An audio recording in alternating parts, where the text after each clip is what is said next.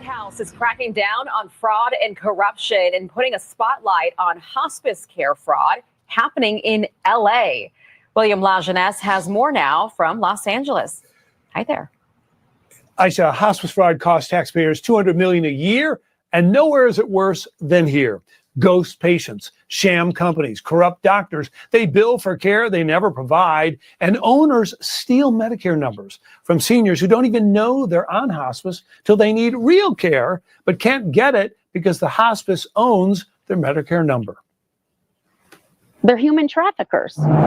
They're trafficking beneficiaries. Hospice fraud in L.A. Hospice is crazy here. You've got hospice that's grown sevenfold in the last 5 years. They represent about $3.5 billion of fraud, we believe, just in LA County. We are ground zero for the scammers. Sheila Clark says hundreds of LA hospices falsely bill the government for unnecessary care, often cycling patients from one provider to another. It's a non-ending benefit. That hospice is making, $4,000 a month indefinitely. Patients are bought and sold like trading cards. Ads tell recruiters to post up at busy shopping centers or senior living addresses to knock on doors. They promise patients walkers, wheelchairs, and can earn $300 for any senior over 62 they sign up, sick or not. Their entire job is to go and find seniors that they can get money for. Those patients and their Medicare numbers are then sold to providers. A Medicare MIB number is more lucrative than a credit card. How much money are federal taxpayers being taken for? Millions, billions. These are Russian Armenian gangs, mafia, that are leading a lot of these efforts, we believe, have been able to corrupt and work with doctors who are willing to lie. If you don't have the physician, you don't have anything. One doctor billed the government $120 million in a single year, claiming to oversee 1,900 patients. With almost 2,000 hospice agencies, LA County has more than 36 states combined and 30 times more than either Florida or New York. 18% of the whole country's home healthcare billing is coming out of Los Angeles County. How is that possible? And take a look at this map, a cluster of 287 hospice providers in a 2-mile radius, some in strip malls, unmarked buildings, even a wrecking yard and vacant lot. All of it is just paperwork. I could fill that out in Kazakhstan if I want and get a hospice license waiting for me. It's real human life and it has consequences. The problem, says Clark, once a beneficiary's number is assigned to a hospice, that patient can't get care anywhere else, including a hospital. We need to listen to these people when they say, I've been scammed. Now, Governor Newsom filed a civil rights complaint against Dr. Oz for unfairly targeting the Armenian community. However, the governor's own auditor and prosecutors say the Armenian organized crime is involved with Medicare fraud. As for California, auditors also told Governor Newsom 4 years ago that lax state controls created this mess. It did prompt a moratorium on new hospices, and since then, the state has revoked about 280 licenses. Aisha? What do you think, Aisha? Well, this is what I think. I think the state of California, which I lived in for 24 years, is corrupt to the core. And I also believe that we are not $38 trillion in debt. Welcome to the J.J. Carrell Show. We are not $38 trillion in debt. We've had $38 trillion stolen from us to the United States of America. The fraud, the absolute fraud is shocking. Shocking. We've allowed our nation to be absolutely destroyed financially, then socially, societally, culturally. We're talking about California. 18% of the total fraud in Medicaid and Medicare is from LA. What? Hospice care, all of the fraud, 18% is from LA? The entire state of California, they say, on the tip of the iceberg. They haven't even gone down. They haven't even scaled down the iceberg to the water. They haven't even looked underneath the water, which is where all the iceberg sits, the majority of it. And at the very tip of the iceberg, they found 75 billion, with a B, $1 billion of fraud. you will begin to see, we already have begun to see the Somali fraud, the illegal alien fraud, the Medicaid fraud, the voter fraud. We're seeing everything, and all of it's going to accumulate, and Americans going to realize, if they haven't already, that we are not $38 trillion in debt, and that we should have never, ever been paying federal or state income tax. Ever. All of our roads should be built. What if I told you right now that somehow $38 trillion came back into our coffers, and we were $38 trillion in the black?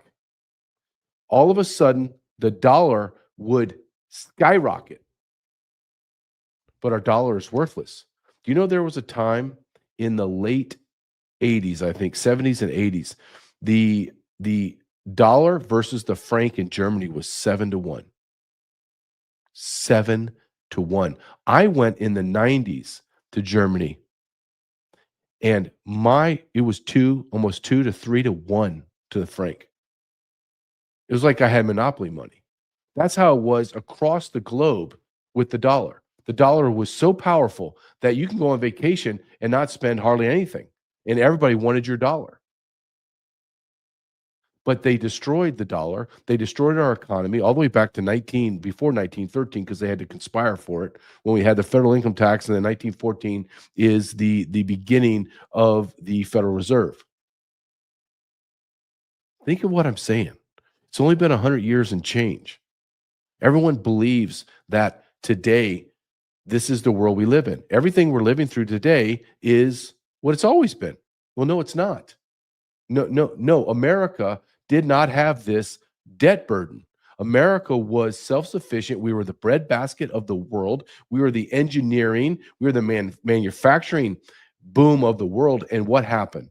Politicians got paid off by corporations, and corporations then offshored all the labor costs, because that is the majority of everything, materials and labor, mainly just labor. And we shifted it off to the Indians, to the Chinese, to the third worlds where they had slaves, to build us cheap, worthless crap. We sold the soul of our nation for cheap, worthless crap. And we have allowed the back door of espionage, treason to come into our country. I'm going to give you one example.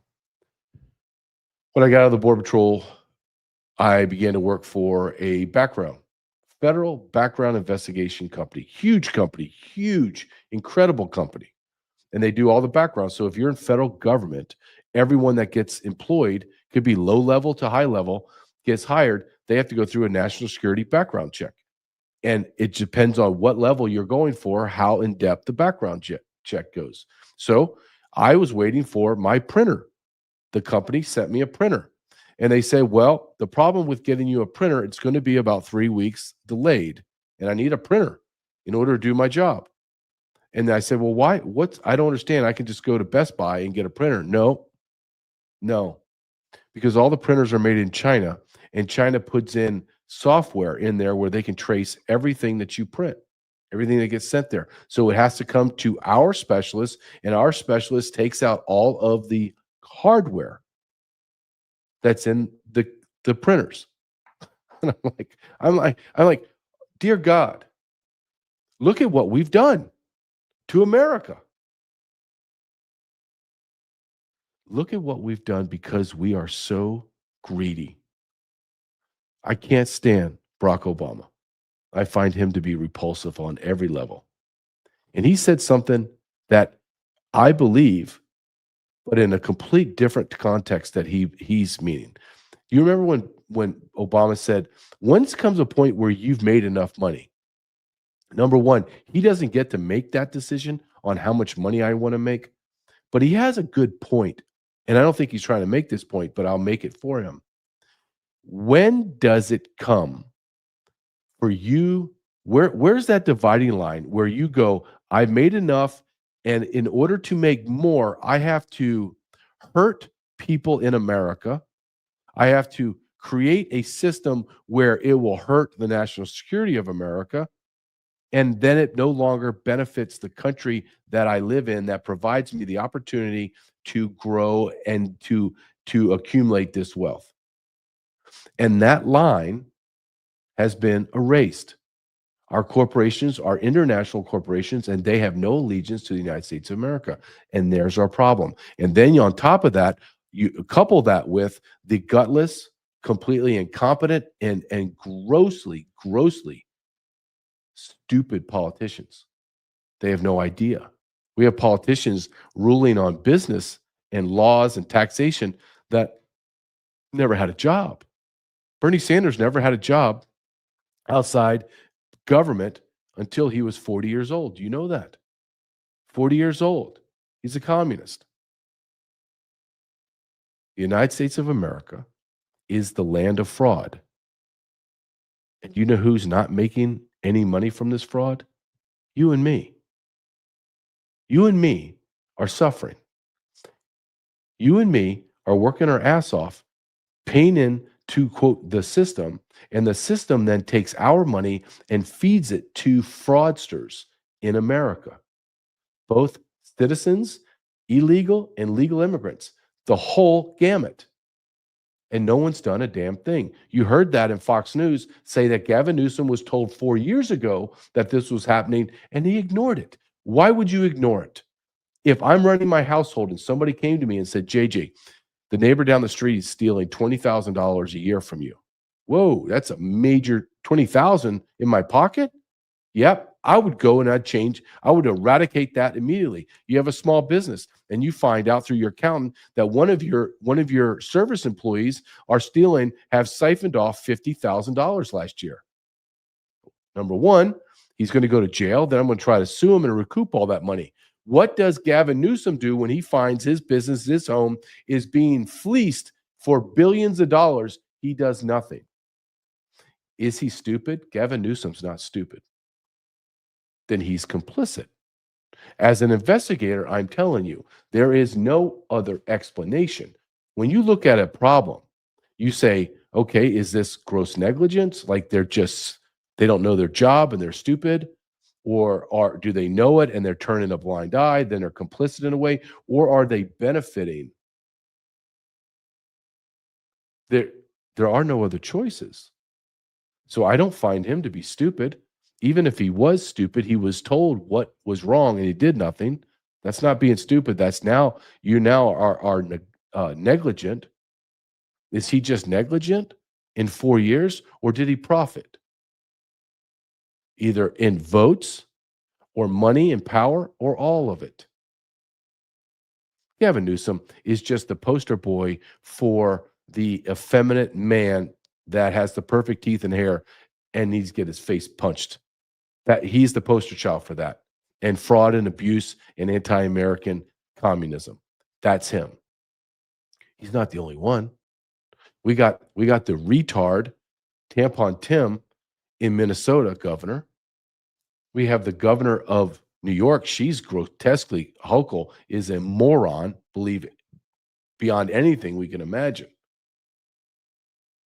But let's just stay in California for the next video I want to show you how corrupt that state is and how we are being destroyed financially.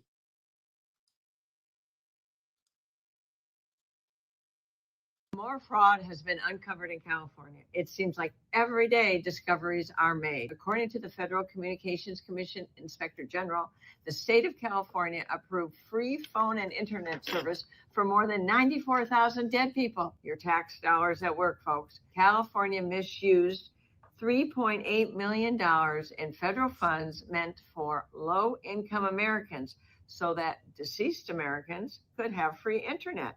Of all the fraud found in this program, 81% came from California. Due to our state's proven lack of management and leadership expertise, the FCC has now revoked California's authority to manage this program. I will continue shining a light on fraud in California. Be sure to follow me to stay up to date. The state of California is bleeding us dry. The state of California has millions of illegal aliens.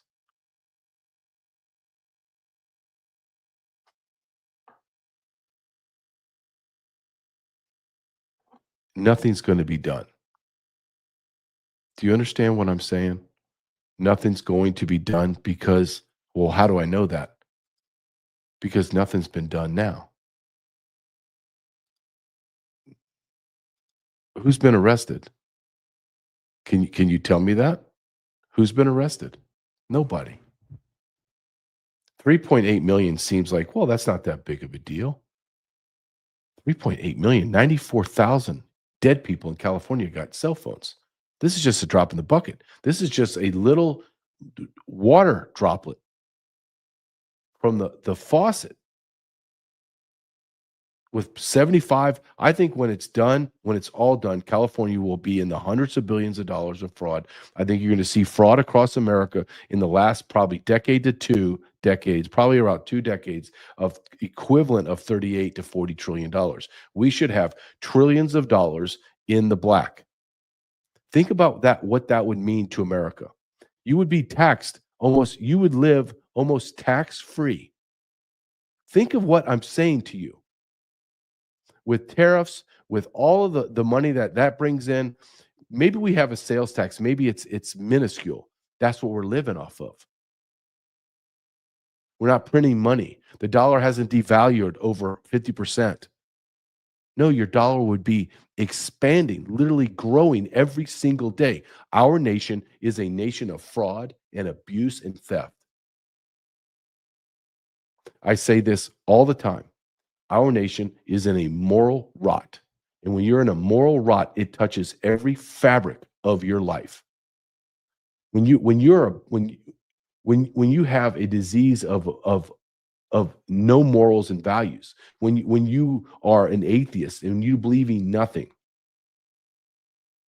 and you begin to steal, it's not contained.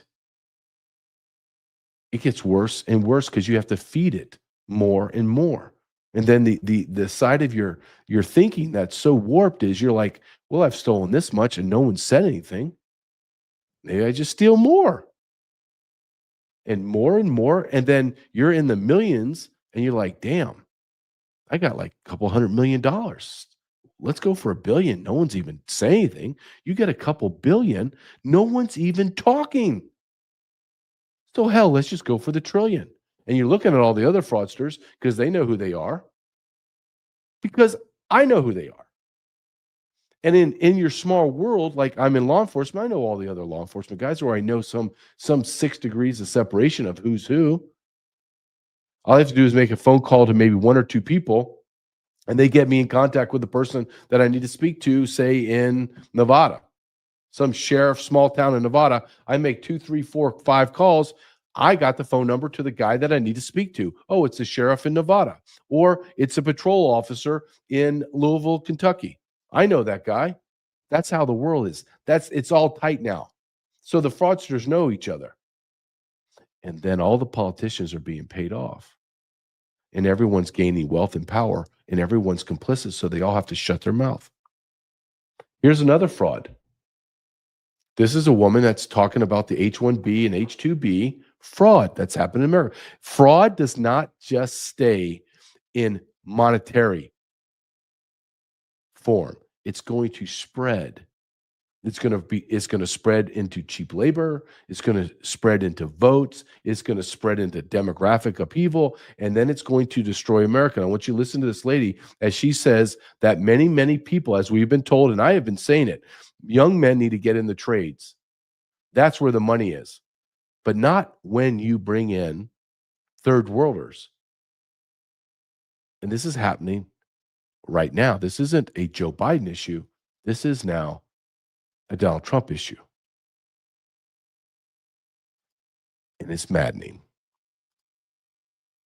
We are hiring more Americans than foreigners right now. But the fact is that the number of foreigners working in the United States should be declining, not just growing more slowly.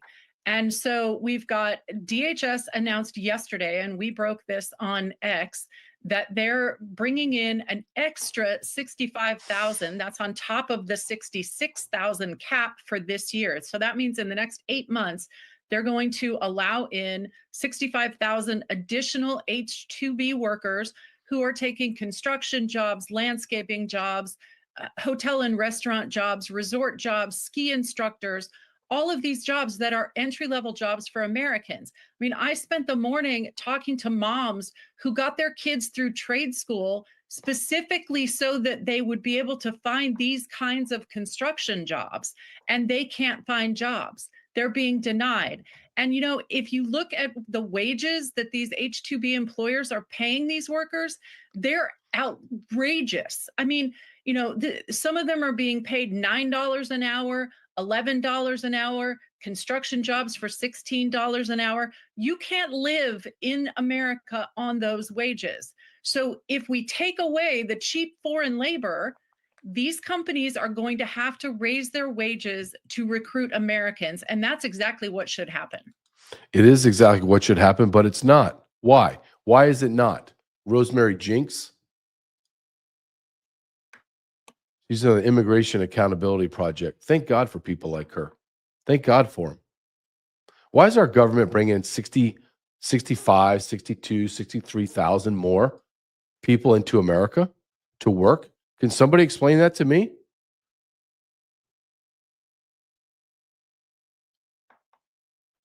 Understand what H-1B1 and H-2B. Those visas are to fill occupations in America, not just tech, but tech is one of them, construction, but not $9 an hour. There's a lot of Americans. They're not going to work for $9 an hour, and nor should they. But why are we bringing in foreign? They're slaves. Let me tell you how this works. So you come over, say you're from India or Mexico, wherever the hell you're coming from, and you have the H visa. Well, guess what? I own your H visa. Actually, I physically hold your H visa. You don't. And then if you don't like the working conditions, well, guess what? I just call USCIS and say, I don't need this person anymore. It's not working out. I'm going to decline their visa. Don't need him anymore. Then guess what? You're gone. Bye. You're deportable. And we will find you eventually. Huh. Interesting. Well, you're not, Abu, you're not going to work for $9 an hour? Okay, Abu, it's time for you to go. Bye. I'll bring in another Abu or a Jose or a Maria. You think this is morally right? You think this is the way a Christian nation conducts itself? Am I mad at the Indian or the Mexican or the Chinese or Russian that's coming here and working for slave laborers? No, I'm not. I'm not upset at them. Now, I do get upset at them when they come and then they're working on H visa and then they get all welfare, which is illegal, and they begin to steal that way. But that's a whole different subject. When they're coming in, we invited them in. How can I be mad at somebody I invited into my house to have dinner, and I'm pissed off that they're sitting there at my dinner table eating my food? I invited them in. I should be pissed off at my wife saying, why did you invite this savage into my country, into my house to eat my food? Same way that we should be mad at our politicians going, hold on, man. America is in dire straits. We need these jobs. And these big corporations are paying slave labor wages. Why? Why are we allowing this? Congress has to up the visas. So they're upping it. Our Republicans are killing our workforce. It's not the Democrats. They're not in charge. It's the Republicans. The Republicans that are beholden to the Chamber of Commerce and the Better Business Bureau.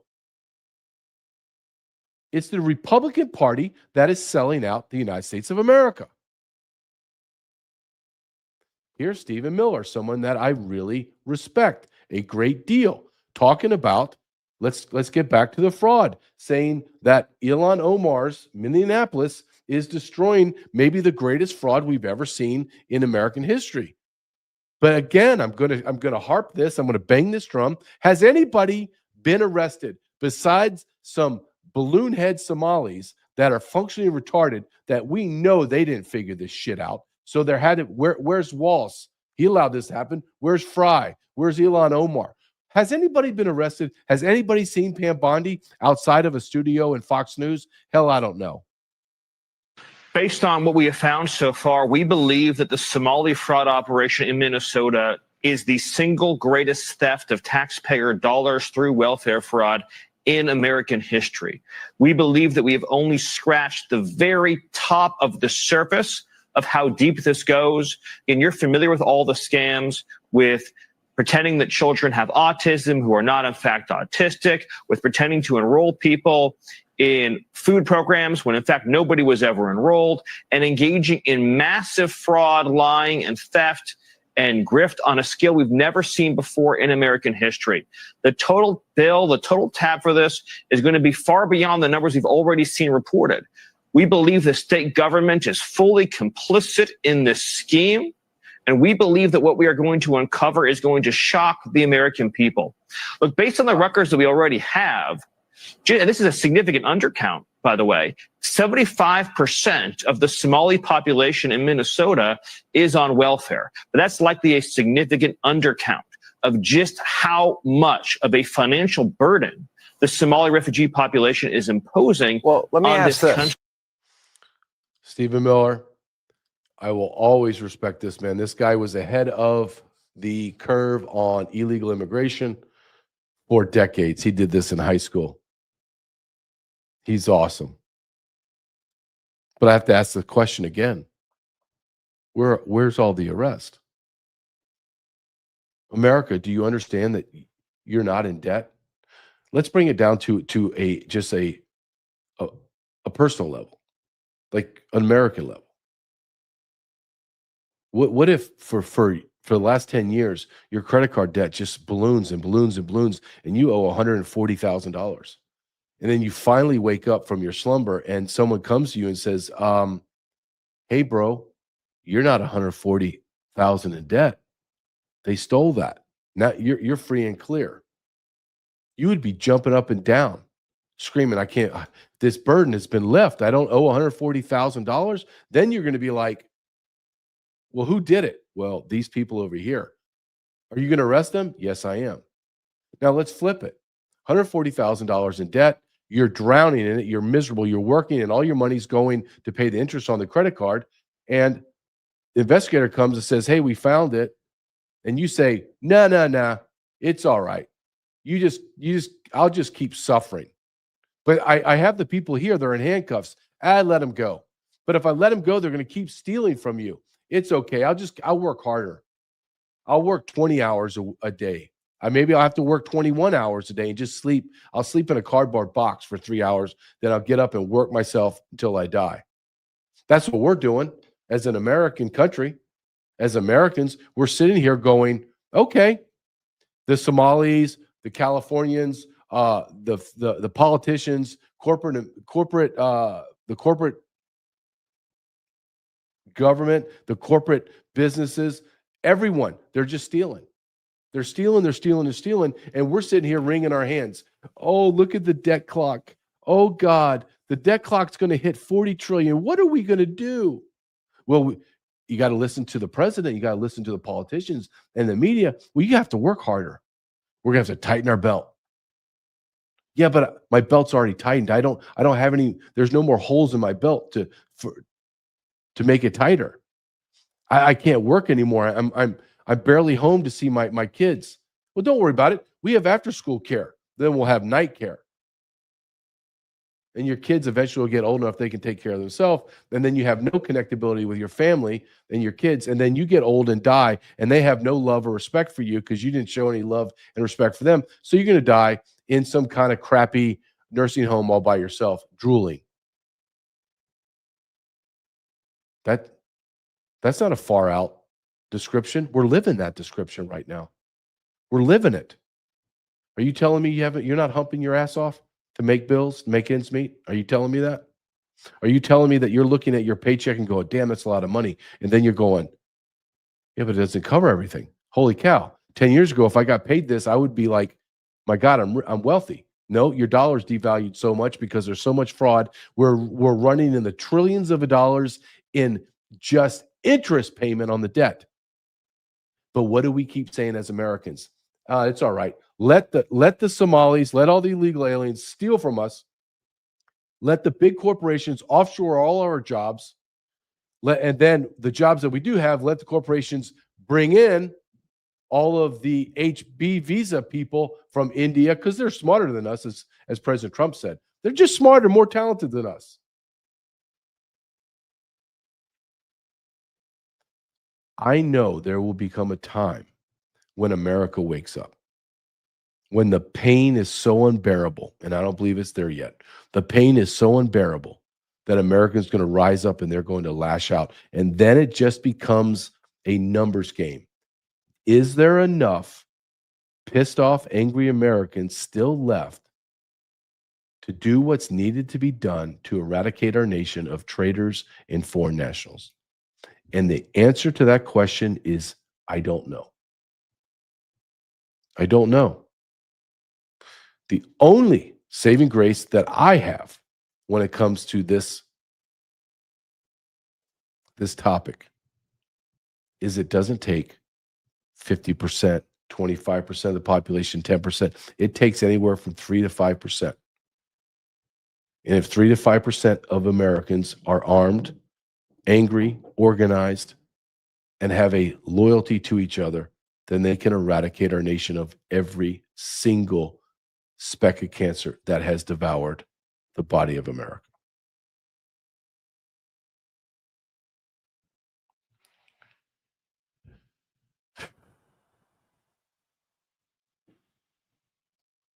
I'm looking at my next, it's not even a video. I'm going to show it because it says it all. This is from Sean Ryan. The Sean Ryan Show has millions of followers. I'm going to read it to you. I want to blow it up as best I can. Hold on. No, I don't think I even can do it. I'm going to read it to you, okay, so you have it. This is Sean Ryan says, quote, "Our government has fallen to fraud, foreign and domestic. They lied to all of us while enabling the rape of our children. This is what we fought for. Have you ever heard of a shell company? We are a shell country." He's saying this statement at the end, this is what we fought for, should be a question mark. Is this what we fought for? Meaning him and his buddies overseas. And I could place that with all the men and women that fought a war on the border, in the Border Patrol. Is what we fought for? In his last, have you ever heard of a shell company? Yes. We are a shell country. And he's correct. We are a shell country. This is all smoke and mirrors. And you could sit there and you could try to tell me all your physical policies and, what's our debt and we own it and we really owe it to ourselves and we'll just print money and it's never, everything's going to be all right. We could be $100 trillion in debt, which we will be in probably the next maybe 2 or 3 decades, $100 trillion. Try to wrap your brain around that. But it doesn't matter because debt's good. Don't you love that when economists tell you, well, debt's good? In what? In what policy think tank came up with debt's good? Is debt good in your life? Oh my, if you have the debt to income ratio balance and debt to loan balance is somewhere, then your credit score gets up. So you need debt. No. Okay. Go think back in your brain, and we've all been there at least one time in our life where we had no debt. Do you remember how freeing that was? Do you remember how much freedom that you had? You didn't have FU money, but you had an FU situation, right?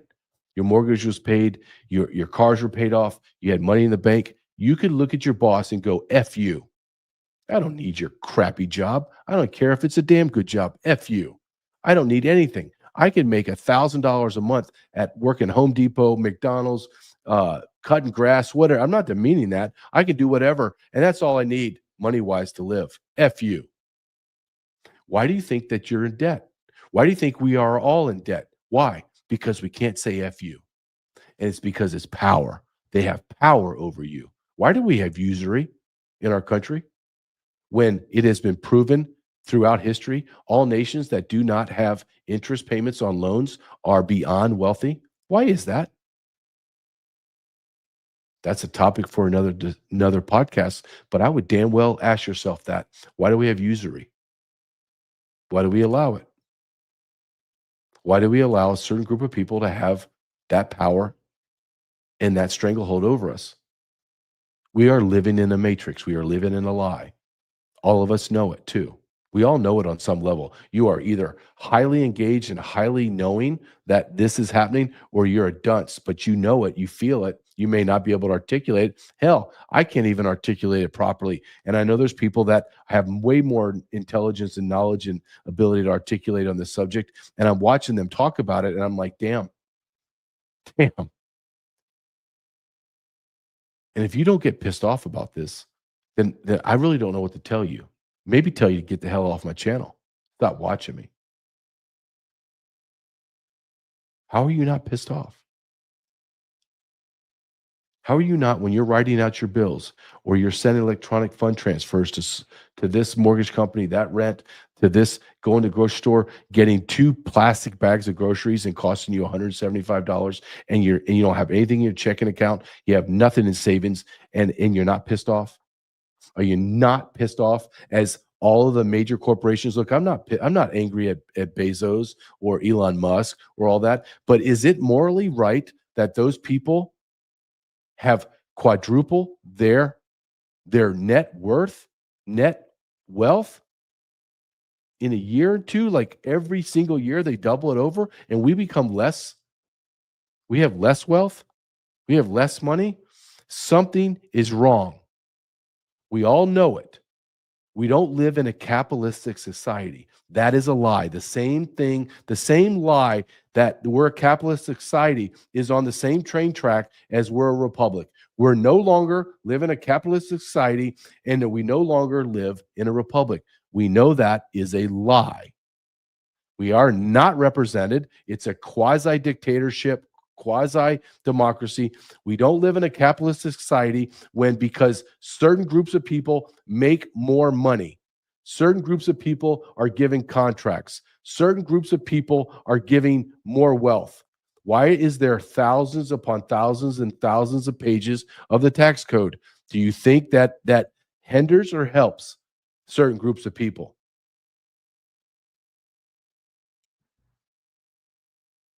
Damn it, America, wake up.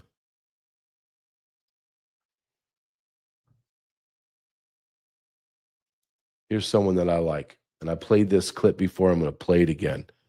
And this is somebody that's pissed off. And this is somebody that we should all be listening to. And he has a right to be pissed off because I'm pissed off right with him. This is Andy Frisella. Here's what I'm talking about. I am tired. The American people are the biggest slaves of any citizenship in the entire world. Let me tell you why. Because the American people are the only people that are told, go work super hard, go take a massive amount of your life, and we're going to take at least half your money, all right? And then when we take half your money, we're going to send it overseas, or we're going to mismanage it, or we're going to steal it, or we're going to funnel it back into our political contributions, or we're going to send it over here for quote-unquote aid. Okay, where's our motherfucking aid? Where's our aid from Kuwait or any of these other rich countries to fix our homeless problem? Do you ever notice that none of the other citizens on the planet work so that we can have a better here in America? It's always the other way around. Why the fuck are we, the citizens of the United States of America, financing the well-being of every other fucking country in this planet, okay? Until people wake up to that and say no more, shit's going to continue. This land of the free. That's a fucking joke. It's a fucking joke, dude. Land of the free, land of the motherfucking worker bees is what we are. We work. Government takes more than half of our money. And you say, oh, well, they don't take half of mine. They only take half of the rich people's money. Oh, really? What do you pay when you buy shit? What do you pay when you own shit? What do you pay on your personal property? What do you pay when you put gas in your car? Okay? And if you add all those things up that you pay, they're taking 50% of your money too. And they're telling you to work, the American dream, the American dream, the American dream. And then we'll take half your shit and we send it to other countries. We are the world's ATM. The people of America are the world's ATM. It needs to end. People need to say no more. They need to get smart about taxes. Do you ever question why you weren't taught personal finance, balancing your checkbook, or taxes when you were in high school? Why isn't that part of the public education? Why are they teaching instead gender ideology and all this fucking bullshit? Because they want you to be financially ignorant so that you will go through your life not realizing how much they're actually oppressing you and how much they're actually stealing from you. And then they're going to tell you this is freedom. No, the fuck it isn't. It's not even close. So that's what I'm tired of. I'm tired of us being financially oppressed by our own government in the name of being quote unquote good people to all these other people that want to kill us. Me and Todd is virtuous. Here's what That's right. He's 100% right. We're losing 50% of our income. What is our income? What does that mean? Right? We talk about this all the time. Well, you know, it's 50% of our income and taxes. No. Let's bring it down to what the truth is. What is your money? What's driving the allocation of people or government or businesses giving you money? It's your time. You gave half of your effing life for free. You may be young, may be full of life like me, and go, well, you know what's, I don't really, you know, that's just time. Okay. When you get to my age, I'm in my 50s, and I'm looking at my father. My father died when he was 73. And it hit me the other day when I was driving my son. If I live to be as old as my father, I have 16 to 17 years left with my son. I have 16 to 17 years left on this earth. That really shook me to the core. I don't know why. I mean, I've known this. I've known the numbers, but when I just said it out loud, it really drove home the point. So when you're in your 20s and 30s, I want you to understand you'll be in your 50s, 60s, and 70s before you know it. And guess what? If I could offer you in your 50s, 60s, and 70s, if I could offer you 50% of your time back that you spent working, as Andy just said, to create money and wealth for our government to give to foreign fucking nations, if I could give you back 10, 15, 20, 30 years of life, when you become 50, if I said to you, hey, I'm going to recoup, you got in the bank 15 years, I'm going to bring you back to 35. Hell yeah, give it to me. You're 70. I'm going to give you 30 years. You're going to go back to 40 years old. Yeah, I'll take that in a second. That's what's happening. It's not just dollars. In order to earn those dollars, it was time. We all have a hourglass with sand running through it. Some of our hourglasses are small, and you have short time on this earth. Some are bigger. It doesn't matter if you're on earth for 27 years or you're on earth for 107. That each grain of salt is disappearing and you're never getting it back. And every day you wake up and you go to work to a job either you hate, you're ambivalent to, or even when you love it, you are still burning your time for money. Even if you work for yourself and you don't have the man, but you are still losing 50% to the man. You're losing your life. It's not you pouring yourself into a business. It's not you pouring your life into something that's creating or generating generational wealth, and you're giving it to your children and your wife, and you're building something. No, you're working your ass off away from your loved ones in order to give fucking money to fucking foreign countries and fucking foreign nationals. And when you lay it out that way, what in God's name have we allowed to happen to our country?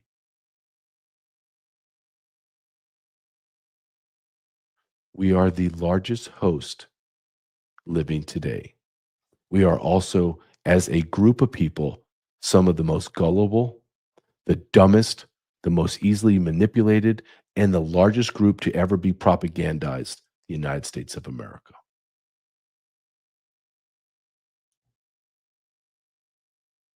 So when you're at work today and you're taking a break and you're listening to this podcast or you're watching it at night, think about the next day you go to work. When you wake up, if you work 8 hours or if you got a side hustle, so you're working another 3 to 4 hours, so now you're at 12. Maybe you're going to work some overtime, a double shift, you're at 16.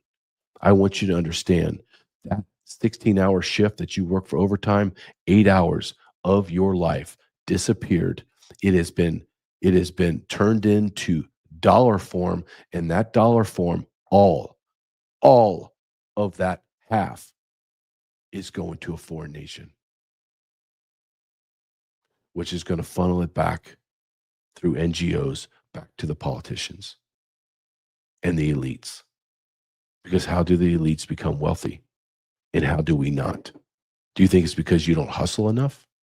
Because you don't work hard enough? You're not dedicated enough? You're not diligent? No. The United States of America is a gigantic fucking fraud machine.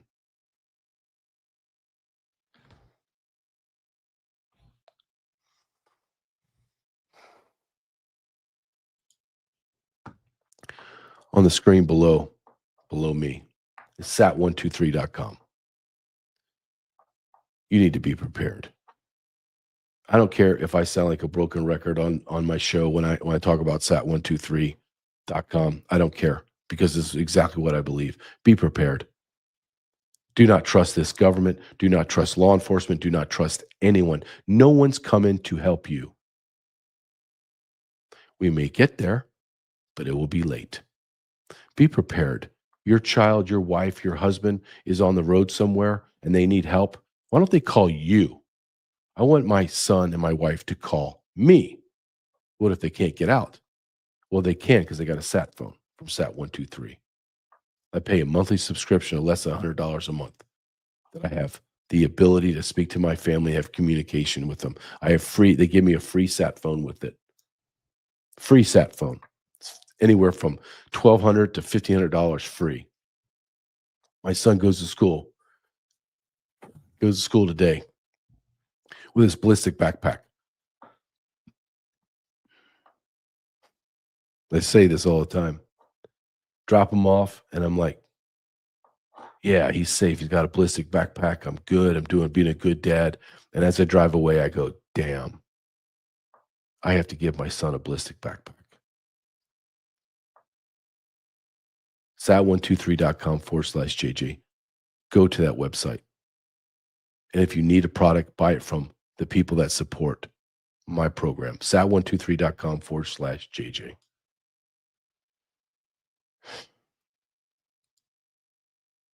I don't know how people aren't more pissed off. I really don't.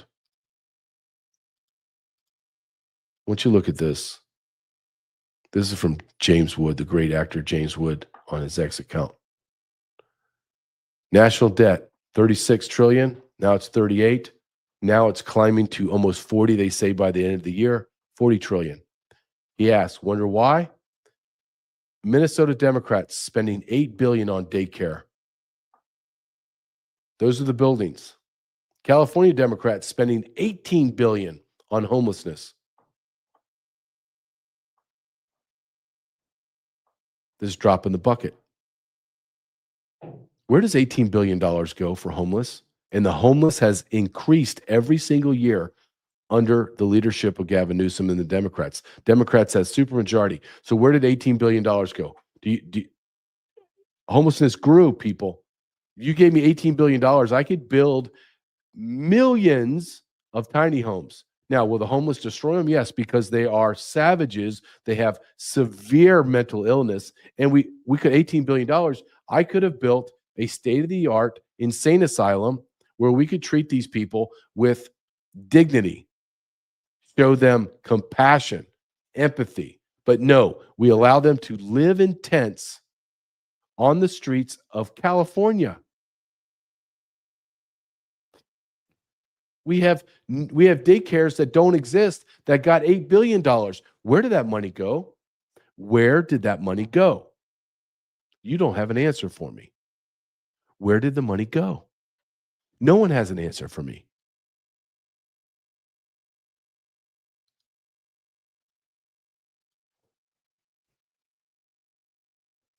I had on my ticker down below. I had my website. I'm just hit on this real quick. Best way you support me is go to my website, jgcarrell.com, or go to my Substack, jgcarrell.substack.com. Tons of free stuff, being videos, podcasts, writings, and there's tons. And I really pour myself into the paid subscribers. I do it for free, subscribers and paid. Everything I post has my name on it, so I take great pride in it. The best way for you to support me is going through my website. Get behind the paywall or not. Just spread the word. jgcarrell.com, jgcarrell.substack.com. Go to my YouTube, click on this, subscribe, like. You know the deal. Make it impossible for them to ignore this message.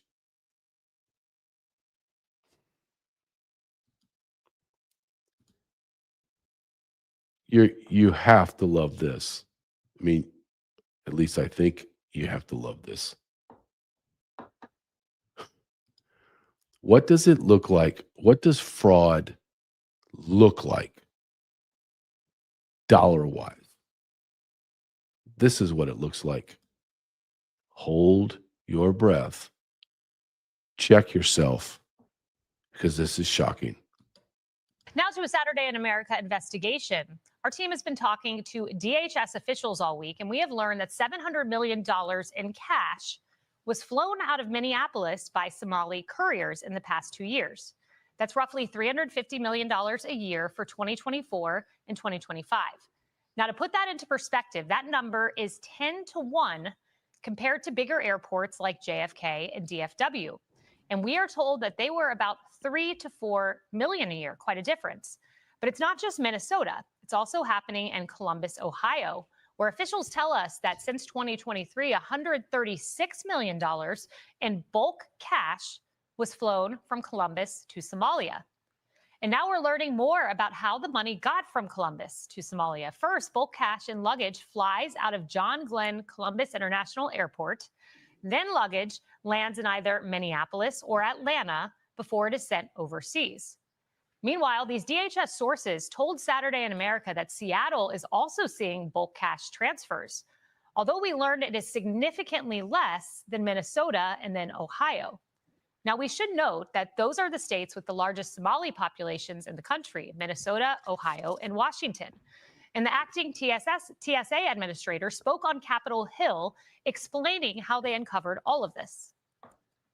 TSA did indeed report these incidents as it came across the checkpoint, because bulk cash shows up as a mass on the X-ray, and so our officers have to resolve what they can't identify on the X-ray machine. And through the course of their normal day-to-day duties, they reported that to our law enforcement partners in compliance with their standard operating procedures. I know there's an ongoing investigation with our law enforcement partners. We are part of billions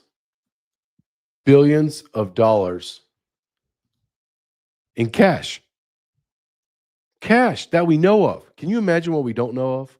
Can you imagine where we're at? Can you even begin to imagine how much money?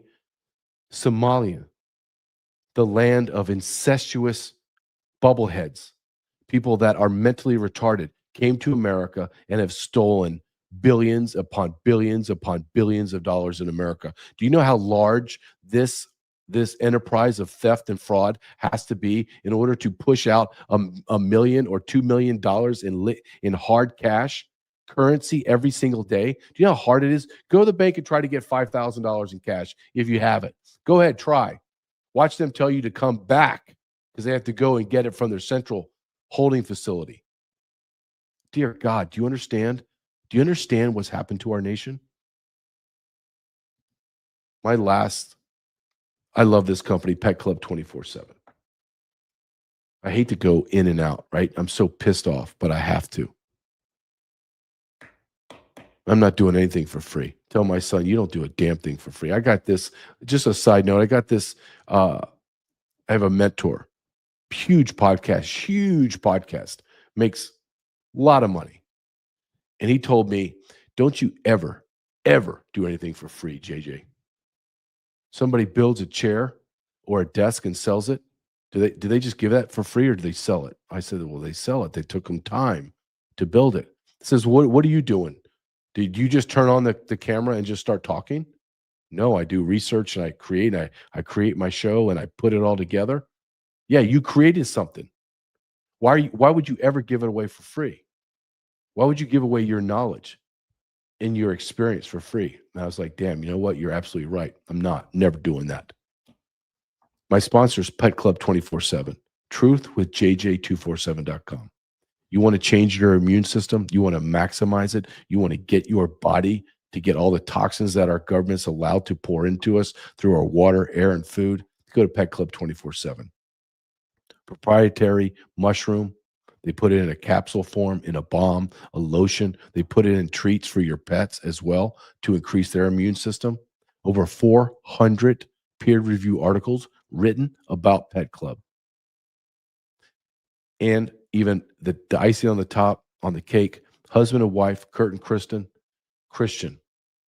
believe in God's natural order. That's enough for me to buy it. I use it every day. Truthwithjj247.com. Truthwithjj247.com. We're not going to be able to vote our way out of this. Here's somebody that was just in Congress, Marjorie Taylor Greene, is going to say just this. What do we do? Are we going to vote our way out of this fraud, out of this deception, out of this deceit that we're living in? It's not me just saying this. I think the proof is over and over and over. The American people have seen it. So, I mean, I'm not saying anything that's not true. The proof is in the pudding, and it's just the reality. You can't vote your way out of this. You can't vote your way out of it. The people are going to have to refuse to support the political industrial complex. That's the only way you can tear it down. There's winning the midterms is not going to lower your health insurance. Winning the midterms is not going to fix our elections and stop election fraud. Winning the midterms isn't going to really change much in Washington, D.C. It certainly is not going to do anything about the national debt. They don't care about the national debt. We have a balanced budget amendment that every single year gets reintroduced into Congress. We all co-sponsor it, but no matter who the speaker is, Republican or Democrat, they never bring it to the floor for a vote. Same thing, we have a term limits bill. A whole bunch of us co-sponsor it, and every single Congress, they never bring the term limits bill to the floor for a vote because they don't mean it. They literally don't mean it. If term limits were in place, a bunch of these people would get term limited and then they'd have to leave Washington. They wouldn't have a job. You want to know why? Because they couldn't make it on their own 2 feet in the real world. They are not qualified and competent enough to actually run a successful business or go work an ordinary job like most Americans do. They're just not. They're not competent enough people, but yet they're running our country. She's right. I'm going to follow that. I'm going to follow that up with another video right behind it because it goes hand in glove. Okay. And this woman is, let me get up there. I apologize. Her name is Catherine Fitz. You've seen her. She's splashed all over social media now. She was in the Bush administrations. And listen to what she says about these people that run our country. And then it all makes perfect sense when you take it from this perspective. Watch this. Start finding and gathering people who are not psychopaths. About, depending on who you read, 2 to 5% of the population comes into this planet without the capacity for empathy. And we need a way to deal with those people other than putting them in charge. But first you need to understand, no, they're not like you. They're not like you. You've got people who are, they are not capable of empathy, and they're very good at finding each other and organizing to take advantage of other people. And if you look at what they're up to right now, their intention is to kill a lot of us. And we need to not let them. That's the responsible adult thing to do. When you have children running around doing terrible things, you need to, as a responsible adult, you need to not let them do that. So anyway, so that's my advice. I believe that advice is perfect. Why are we allowing the mentally impaired, the morally bankrupt, the sexually perverse rule our lives? And again, when you go to work and you hit that 4-hour mark, I want you to remember the next 4 hours, you just work for free. You lost 4 hours of your life. You lost 4 hours of earning to give to foreign nationals. And then ask yourself, how much longer am I going to tolerate this?